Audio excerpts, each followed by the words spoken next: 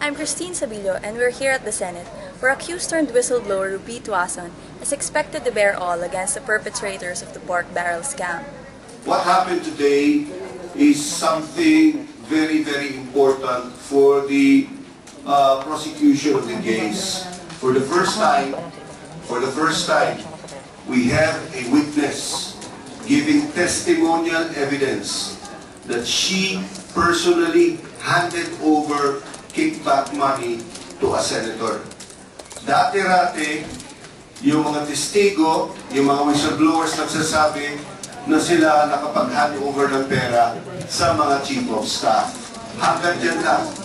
But for the first time, we have someone who has testified that she handed money personally, and that is a very important point, personally handed over money to a senator.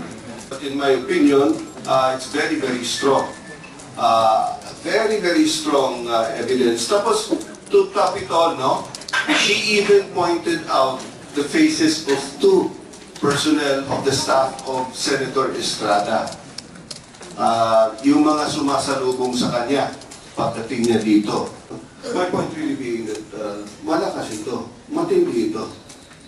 Kay Senator Enrile, does it make her testimony somehow weak in relation to dun sa kay Senator Enrile? Well, in my opinion, it just clearly establishes the link to the Chief of Staff, G.G. Reyes.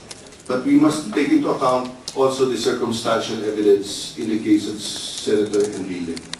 The hearing of the Senate Blue Ribbon Committee has just ended, with Ruby Tuason detailing her transactions with Senators Jinggoy Estrada and Juan Ponce Enrile. Her testimony was corroborated by Ben-Hur Luy and the other whistleblowers. The lawmaker said that by revealing how she personally gave the commission money to Senator Estrada and Attorney G.G. Reyes, Tuason has become a vital witness in the pork barrel scam case. This is Christine Sabilio for Inquirer.net.